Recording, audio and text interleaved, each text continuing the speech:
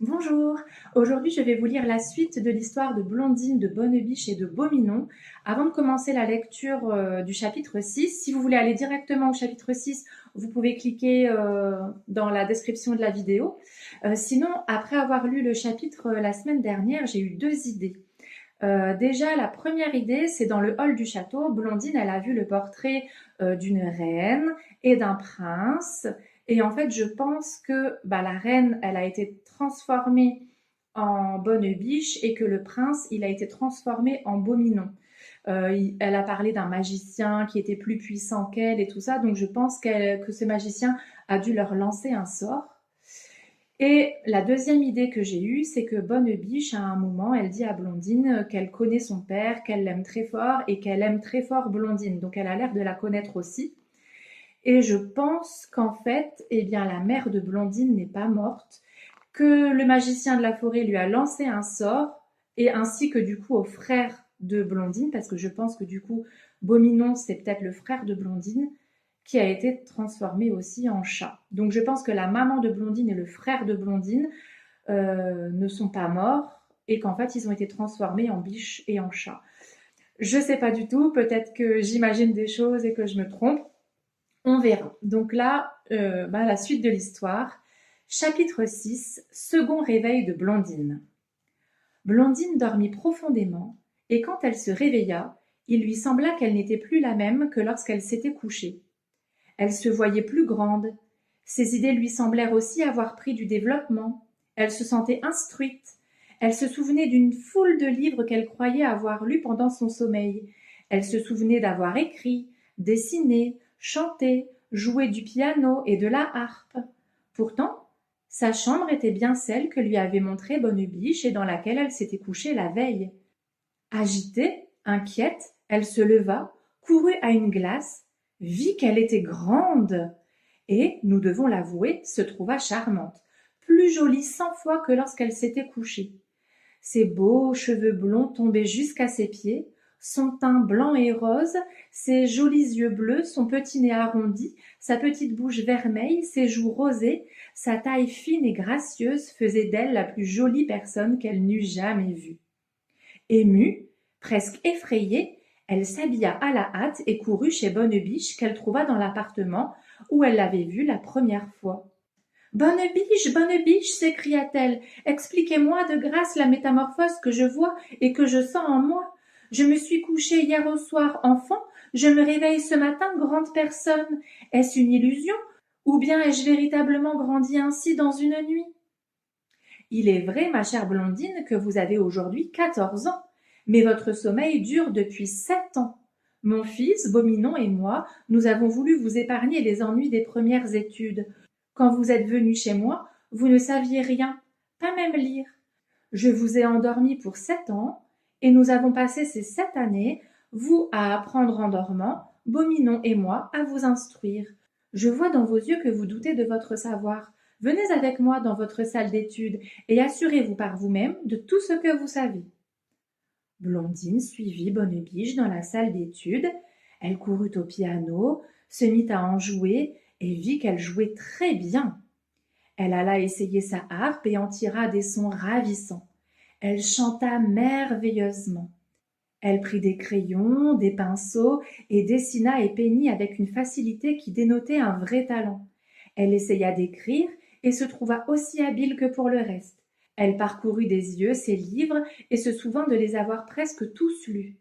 Surprise, ravie, elle se jeta au cou de Bonnebiche, embrassa tendrement Beauminon et leur dit « Oh, mes bons, mes chers, mes vrais amis, que de reconnaissance ne vous dois-je pas pour avoir ainsi soigné mon enfance, développé mon esprit et mon cœur, car, je le sens, tout est amélioré en moi, et c'est à vous que je le dois. » Bonnebiche lui rendit ses caresses, Beauminon lui léchait délicatement les mains.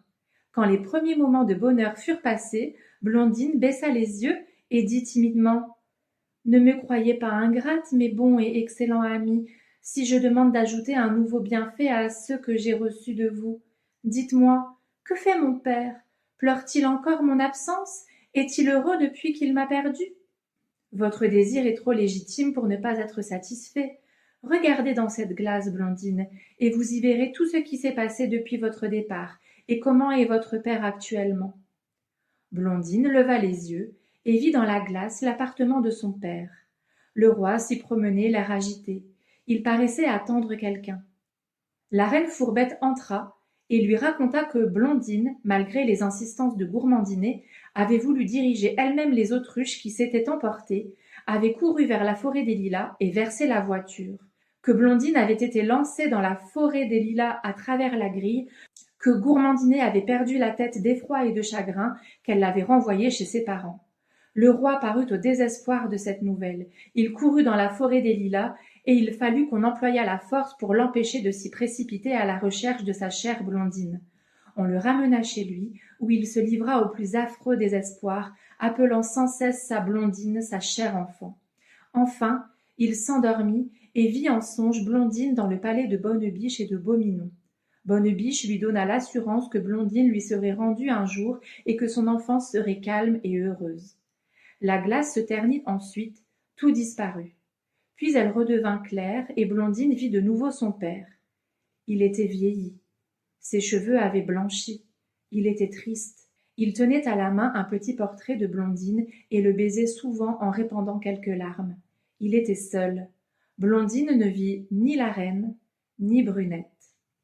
La pauvre Blondine pleura amèrement. « Pourquoi, dit-elle, mon père n'a-t-il personne près de lui? Où donc sont ma sœur Brunette et la reine ?»